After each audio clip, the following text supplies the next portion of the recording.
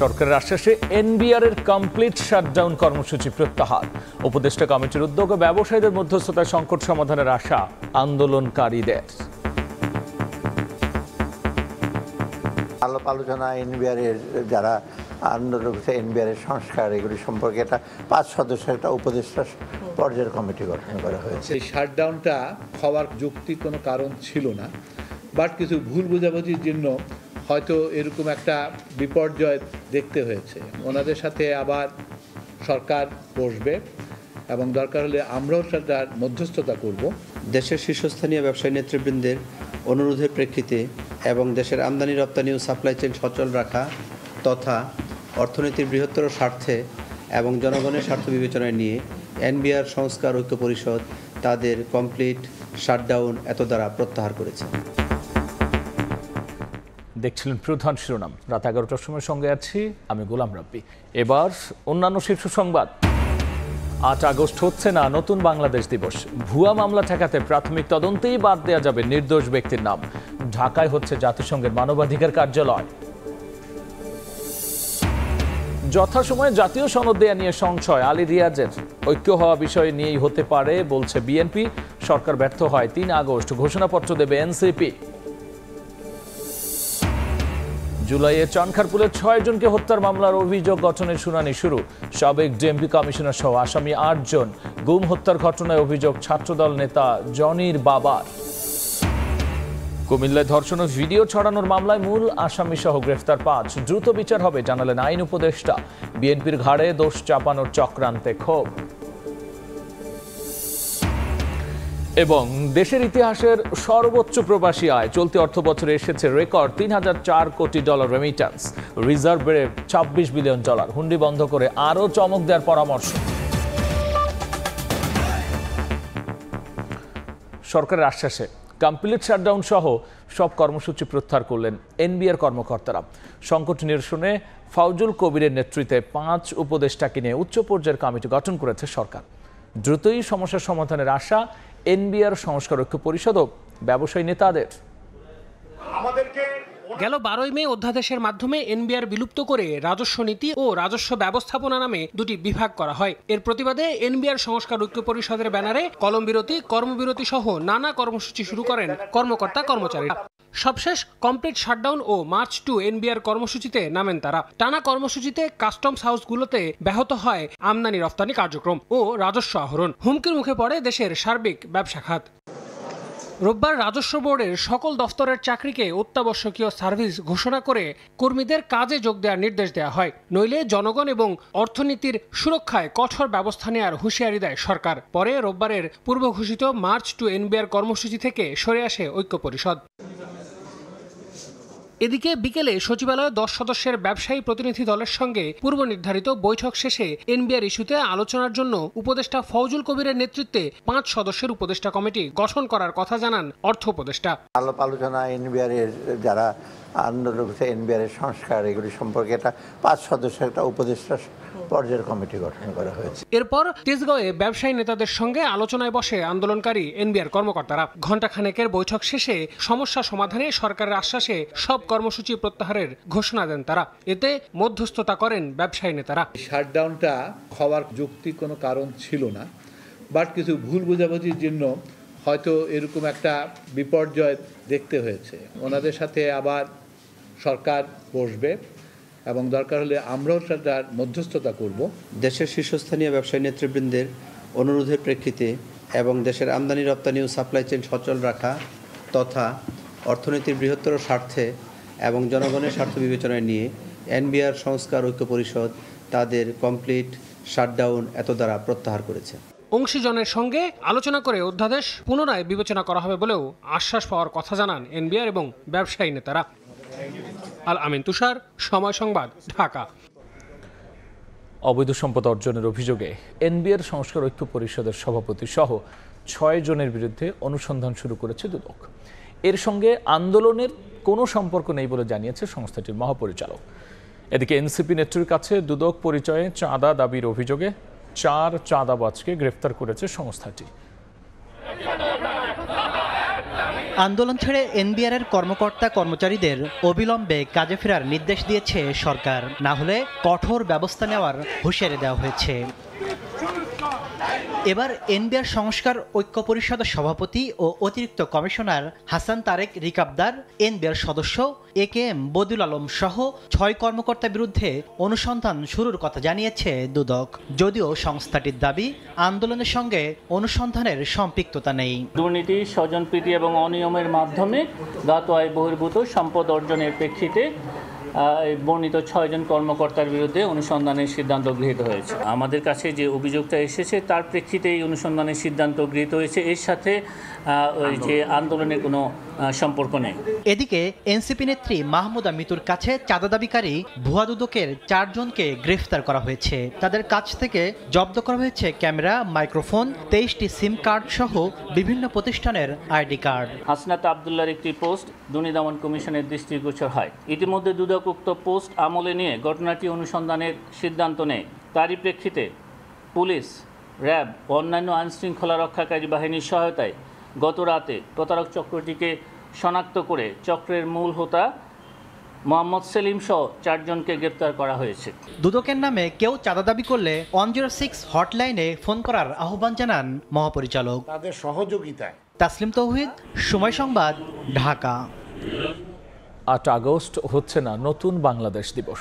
5 August গণঅভ্যুত্থান দিবস ও 16 জুলাই শহীদ দিবস পালনের সিদ্ধান্ত নিয়েছে উপদেষ্টা পরিষদ। প্রধান উপদেষ্টার কার্যালয়ে উপদেষ্টা পরিষদের বৈঠকে এই সিদ্ধান্ত নেওয়া হয়। পরে সংবাদ সম্মেলনে আইন উপদেষ্টা জানান, অপরাধে জড়িত না থাকলে প্রাথমিক তদন্তেই বাদ দেওয়া যাবে আসামির নাম।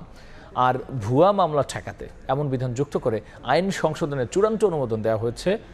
আরও জানানো হয়েছে, ঢাকায় হচ্ছে জাতিসংঘের মানবাধিকার কমিশনের কার্যালয়। রোববার সকালে প্রধান উপদেষ্টার কার্যালয়ে ডক্টর মোহাম্মদ ইউনূসের নেতৃত্বে অনুষ্ঠিত হয় উপদেষ্টা পরিষদের বৈঠক। বৈঠকে সমসাময়িক বিভিন্ন ইস্যুতে আলোচনা হয়, নেওয়া হয় বেশ কিছু গুরুত্বপূর্ণ সিদ্ধান্ত। 8 আগস্ট নতুন বাংলাদেশ দিবস পালনের সিদ্ধান্ত থেকে সরে আসার পাশাপাশি 16 জুলাই শহীদ দিবস আর 5 আগস্ট গণঅভ্যুত্থান দিবস পালনের সিদ্ধান্ত নেয় উপদেষ্টা পরিষদ। বৈঠকের বিস্তারিত জানাতে বিকেলে ফরেন সার্ভিস একাডেমিতে সংবাদ সম্মেলনে হাজির হন আইন উপদেষ্টা আসিফ নজরুল। জানান, ভুয়া মামলা ঠেকাতে আইন পরিবর্তনের চূড়ান্ত অনুমোদন দেয়া হয়েছে। পুলিশ প্রশাসন এবং আদালত প্রশাসন ওনারা একসাথে কাজ করে যেই সমস্ত মামলায় আপনার গ্রেফতার বাণিজ্য বা মামলা বাণিজ্য হচ্ছে, অসংখ্য লোককে আসামি করা হচ্ছে এবং যাদের বিরুদ্ধে প্রিলিমিনারি রিপোর্টে, পুলিশের প্রাথমিক রিপোর্টে কোনো রকম এভিডেন্স পাওয়া যাবে না, তাদেরকে আদালত প্রাথমিক স্টেজে, প্রি ট্রায়াল স্টেজে বিচার শুরু করার আগে ডিসচার্জ করে দিতে পারবেন। এ সময় উপদেষ্টা জানান, ঢাকায় হচ্ছে জাতিসংঘের মানবাধিকার বিষয়ক কমিশনের কার্যালয়। অল্প দিনের মধ্যেই শুরু হবে কার্যক্রম। আশা করি আমরা দ্রুততম সময়ের মধ্যে MOUটা সাইন করতে পারবো এবং এটার ভিত্তিতে বাংলাদেশে জাতিসংঘের মানবাধিকার বিষয়ক একটা অফিস হবে। এটা অফিসটা হবে প্রাথমিকভাবে 3 বছরের জন্য। মানবাধিকার কমিশনের কার্যালয় স্থাপন হলে দেশে মানবাধিকার লঙ্ঘনের ঘটনা কমে আসবে বলে প্রত্যাশা আসিফ নজরুলের। মানুষকে রেহাই দেওয়ার একটা সুযোগ করে। নাজমুস সালেহী, সময় সংবাদ, ঢাকা। মৌলিক বিষয়ে এখনও একমত হতে পারেনি সব রাজনৈতিক দল। সাংবিধানিক নিয়োগ কমিটির বিপক্ষে অনড় বিএনপি। উচ্চকক্ষ গঠন কাঠামো নিয়েও দ্বিমত আছে দলটির। এনসিপির অভিযোগ, বিএনপি সহ কয়েকটি দলের কারণেই আটকে আছে মৌলিক সংস্কার। আর সংস্কারবিহীন নির্বাচন হলে আগের অবস্থা ফেরার শঙ্কা প্রকাশ করেছে জামাত। কমিশন বলছে, আলোচনায় আশাব্যঞ্জক অগ্রগতি হয়নি। সময় মতো জুলাই সনদ তৈরি নিয়েও তৈরি হয়েছে শঙ্কা। 3 দিন পর আবারও সংলাপে রাজনৈতিক দল ও জাতীয় ঐক্যমত্য কমিশন। রোববারের আলোচনাতেও বিভিন্ন মৌলিক বিষয়ে একমত হতে পারেনি দলগুলো। সাংবিধানিক ও সংবিধিবদ্ধ প্রতিষ্ঠানের নিয়োগ কমিটি, দ্বিকক্ষ বিশিষ্ট সংসদ, উচ্চকক্ষের নির্বাচন প্রক্রিয়া, উচ্চকক্ষের দায়িত্ব ও ভূমিকা নিয়ে ঐক্যমতে পৌঁছতে আলোচনা চলে। তবে 3 দিনেও সাংবিধানিক প্রতিষ্ঠানের নিয়োগ কমিটি নিয়ে একমত হতে পারেনি সব দল। দ্বিকক্ষ সংসদের বিষয়ে প্রায় সবাই একমত। আজকে আমরা বলেছি, বাংলাদেশের বাস্তবতায় উচ্চকক্ষ একেবারেই অপ্রয়োজনীয়। আমরা দ্বিকক্ষ চাই, কিন্তু প্রায় সবারই এই দ্বিকক্ষের কনস্ট্রাকশন, এটার পাওয়ার অ্যান্ড ফাংশন নিয়ে কথা আছে। বিচার বিভাগের প্রতিনিধিদের সমন্বয়ে একটা নিয়োগের কমিটি থাকতে হবে, না হলে বাংলাদেশে গণতান্ত্রিক যে ভারসাম্য ক্ষমতার ক্ষেত্রে সেটা তৈরি হবে না। এই সাংবিধানিক ও সংবিধিবদ্ধ প্রতিষ্ঠানের নিয়োগ কমিটি, এটা আমরা চাই। দলগুলো যেভাবে এগুচ্ছে তাতে জুলাই মাসে জুলাই সনদ স্বাক্ষর নাও করা যেতে পারে বলে শঙ্কা জানান এবি পার্টির সাধারণ সম্পাদক। অন্যদিকে সংস্কারবিহীন নির্বাচন হলে আগের অবস্থায় ফিরে যাওয়ার শঙ্কা জামায়াতের। এই আশঙ্কাটা আমরা করছি যে জুলাইতে আসলে জুলাই সনদ হবে কিনা। সংস্কারবিহীন একটি নির্বাচনে যদি আমরা এগিয়ে যাই, সেই নির্বাচন দেশের পরিবর্তন আনবে না।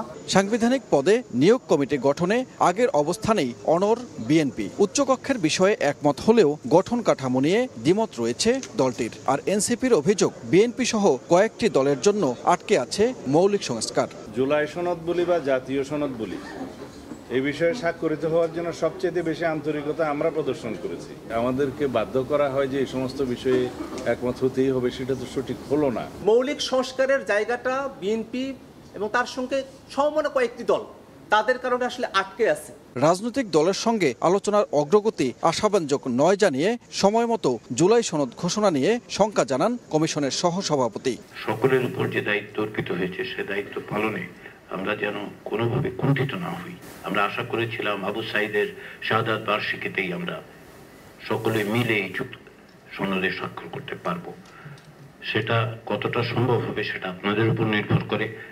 আমরা খানিকটা শঙ্কিত যে সেই জায়গায় আমরা যাব না। তবে এটা আমি বলতে পারি যে আমাদেরকে অবশ্যই জুলাই মাসের মধ্যেই এই প্রক্রিয়ার একটা পরিণতির দিকে যেতে হবে। দুদিন পর আবারও দলগুলোর সঙ্গে সংলাপে বসবে কমিশন। সানবীর রূপল, সময় সংবাদ, ঢাকা। জুলাই সনদ দিতে ব্যর্থ সরকার, তাই ছাত্র জনতাকে নিয়ে ৩ আগস্ট ঘোষণাপত্র দেবে জাতীয় নাগরিক পার্টি। সকালে রাজধানীর বাংলা মোটরে দলের অস্থায়ী কার্যালয়ে সংবাদ সম্মেলনে একথা বলেছেন এনসিপির আহ্বায়ক নাহিদ ইসলাম। জানিয়েছেন জুলাই ঘোষণাপত্রে হত্যাযজ্ঞের বিচারের রোডম্যাপ থাকতে হবে এবং কতদিনে শেষ হবে তাও নিশ্চিত করতে হবে। গণ অভ্যুত্থানের বর্ষপূর্তি ঘিরে ৩৬ দিনের কর্মসূচি গ্রহণ করেছে দলটি। এক মাসের বেশি সময় ধরে চলা রক্তক্ষয়ী অভ্যুত্থানের মুখে ৫ আগস্ট পতন হয় স্বৈরাচারী শেখ হাসিনা সরকারের। জুলাই আগস্টের সেই মহেন্দ্রক্ষণ স্মরণে কর্মসূচি ঘোষণা করছে বিভিন্ন দল ও সংগঠন।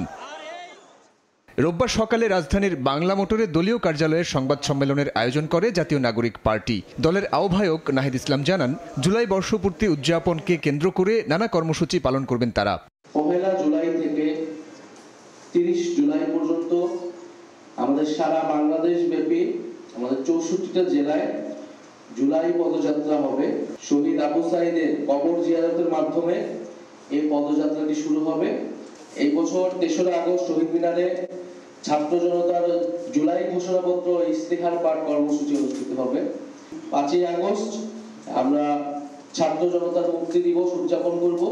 প্রশ্নোত্তর পর্বে নাহিদ জানান, জুলাই ঘোষণাপত্র তৈরির প্রতিশ্রুতি রক্ষা করতে পারেনি অন্তর্বর্তী সরকার। এ সময় গণহত্যার বিচারের রোডম্যাপ ঘোষণারও দাবি জানান তিনি। জুলাই ঘোষণাপত্র দেওয়ার মেয়াদকালটি কিন্তু শেষ হয়ে গিয়েছে কয়েকদিন আগে, যে ৩০ কার্যদিবস ছিল, এবং সরকারের জায়গা থেকে এখনো কোনো ধরনের বক্তব্য আসলে আসেনি।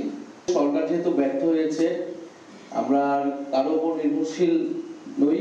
সাংবাদিকদের প্রশ্নোত্তরে বৈষম্য বিরোধী ছাত্র আন্দোলনের উমামা ফাতেমার বিষয়ে কথা বলেন এনসিপির দক্ষিণাঞ্চলের মুখ্য সংগঠক হাসনাত আব্দুল্লাহ। বর্তমানে এখন দায়িত্বপ্রাপ্ত আছেন বা পূর্বের যেই এক্সিকিউটিভ যেই কমিটি ছিল, আমরা তার এই বিষয়গুলো দেখছেন এবং সেই অনুযায়ী ব্যবস্থা নেওয়া হবে। জাতীয় নির্বাচনের আগেই সংস্কার ও বিচারের রোডম্যাপ বাস্তবায়নে অন্তর্বর্তী সরকারের প্রতিশ্রুতি চেয়েছেন এনসিপি নেতারা। সাইফুল রুদ্র, সময় সংবাদ, ঢাকা। আনুপাতিক পদ্ধতিতে নির্বাচন সহ নানা দাবি তুলে একদল লোক জাতীয় নির্বাচন পেছাতে চায় বলে অভিযোগ করেছেন বিএনপির স্থায়ী কমিটির সদস্য মির্জা আব্বাস। এদিকে আরেক স্থায়ী কমিটির সদস্য আমির খসরু মাহমুদ চৌধুরী বলেছেন, নির্বাচনকে প্রশ্নবিদ্ধ করার কিছু নেই। ফেব্রুয়ারিতে নির্বাচন সামনে রেখে সবাই প্রস্তুতি নিচ্ছে বলেও এ সময় মন্তব্য করেছেন তিনি। সোহরাওয়ার্দী উদ্যানে মহাসমাবেশ থেকে আনুপাতিক হারে নির্বাচন সহ ১৬ দফা দাবি তুলে ধরে ইসলামী আন্দোলন। এতে একাত্মতা জানায় জামাত, এনসিপি, গণ অধিকার পরিষদ সহ কয়েকটি দল। রোববার দুপুরে রাজধানীর কাকরাইলে ডিপ্লোমা ইঞ্জিনিয়ার্স ইনস্টিটিউশন মিলনায়তনে রমনা থানা বিএনপির সদস্য সংগ্রহ এবং নবায়ন কার্যক্রমে প্রধান অতিথি হিসেবে যোগ দেন দলের স্থায়ী কমিটির সদস্য মির্জা আব্বাস। বলেন, আনুপাতিক পদ্ধতি সহ এক একজন এক একটা দাবি তুলে নির্বাচনকে পিছিয়ে দিতে চাচ্ছে। এক একজন একটা দাবি তুলে নির্বাচনকে পিছিয়ে এবং নির্বাচনের অবস্থা সর্বনাশ করে দিয়ে এই জাতি সর্বনাশ করতে যাচ্ছে। একই দিন বিকেলে গুলশানে বিএনপি চেয়ারপারসনের কার্যালয়ে আসেন দেশে নিযুক্ত কানাডার হাই কমিশনার অজিত সিং।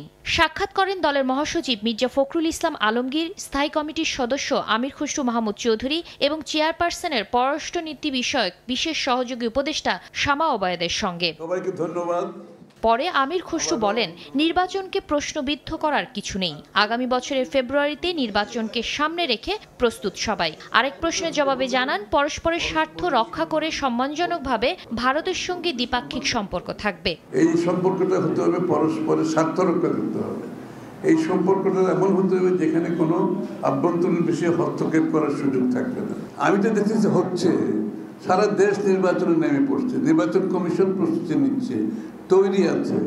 তো যে বিষয়টা হয় না, এটাকে শুধু প্রশ্নবিদ্ধ করে তো কোনো লাভ নেই। এদিকে নয়াপল্টনে বিএনপির কেন্দ্রীয় কার্যালয়ে জরুরি সংবাদ সম্মেলনে সিনিয়র যুগ্ম মহাসচিব রুহুল কবির রিজভী বলেন, নির্বাচন এবং ক্ষমতার মধ্যেই সীমাবদ্ধ ছিল না জুলাইয়ের গণ অভ্যুত্থান।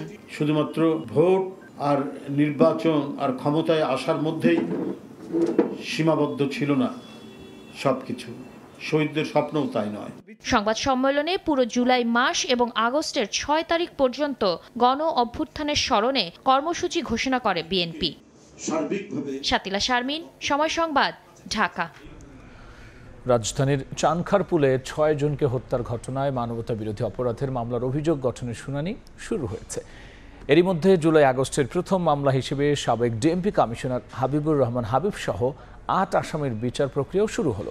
রাষ্ট্রপক্ষের শুনানি শেষে আসামি পক্ষের শুনানির দিন ধার্য করা হয়েছে 3রা জুলাই।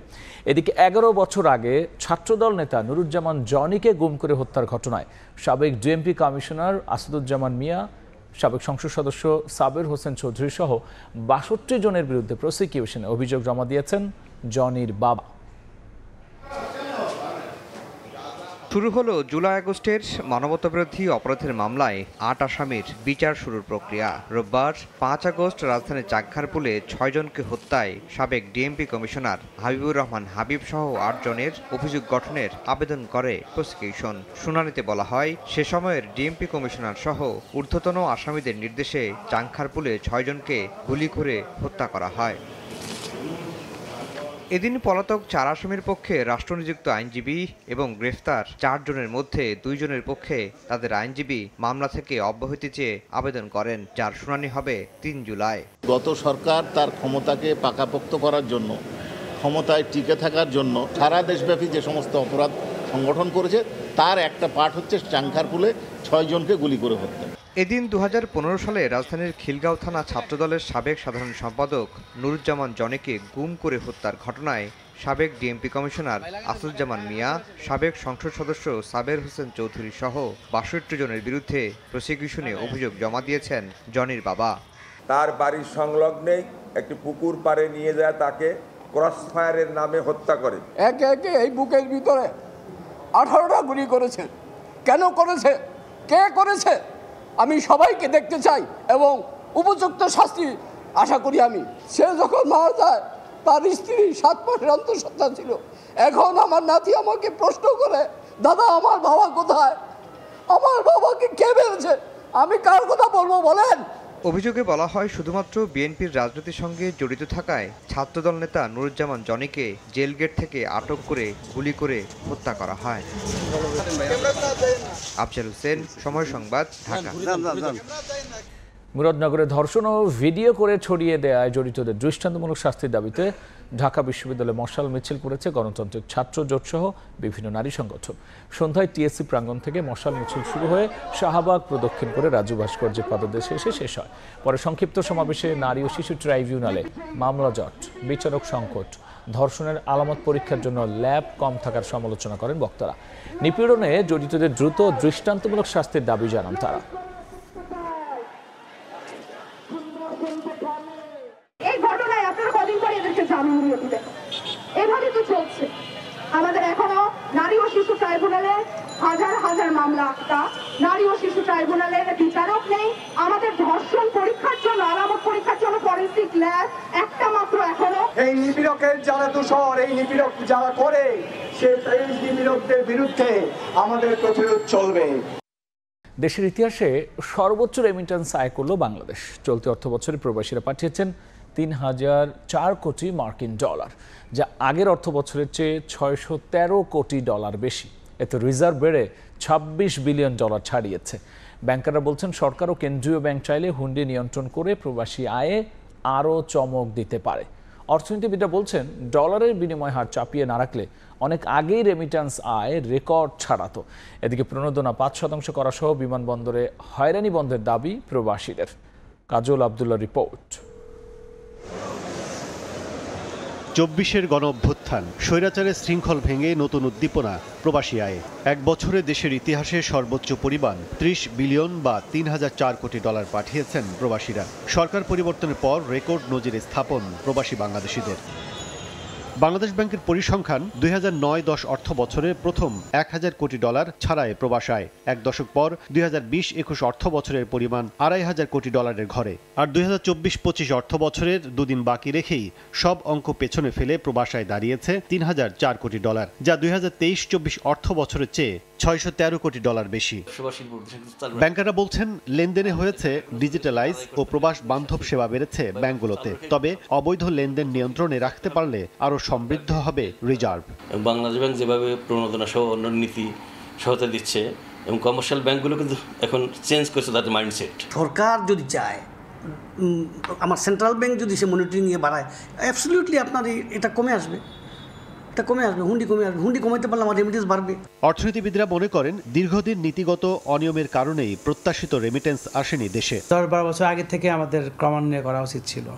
করলে ডলারের দামটা ঠিক জায়গায় থাকলে যেটা হতো, বাইরে থেকে ডলার বেশি আসতো এবং বাইরে আমরা ডলার কম স্পেন্ড করতাম। আর্থিক স্থিতিশীলতার পেছনে গুরুত্বপূর্ণ অবদান প্রবাসী আয়ের। সংশ্লিষ্টদের দাবি, প্রণোদনা সুবিধা বাড়ানো হলে আরও সুবাতাস বইবে রেমিটেন্স প্রবাহে। হয়রানি না হয় এদিক দিয়ে একটু ভালো করে সরকার, তাইলে আর একটু ভালো হবে আর কি। ২.৫% ইয়েতে 5% দিলে আর একটু ভালো হতো। প্রবাসী ভাতাটা যদি চালু করে দেয় তাহলে সবচেয়ে আমরা খুশি হব। রপ্তানি ও প্রবাসী আয়ে ভর করে দেশের রিজার্ভ রোববার ছাড়িয়েছে ২৬ বিলিয়ন ডলার। প্রবাসে থাকা অবৈধ শ্রমিকদের বৈধকরণ, একই সঙ্গে দক্ষ শ্রমিক প্রেরণে জোর দিতে পারলে বছরে ৫০ বিলিয়ন ডলার সমমূল্যের প্রবাসী আয় অর্জন করা অসম্ভব নয় বলে মনে করেন এই রেমিটেন্স যোদ্ধারা। কাজল আব্দুল্লাহ, সময় সংবাদ, ঢাকা।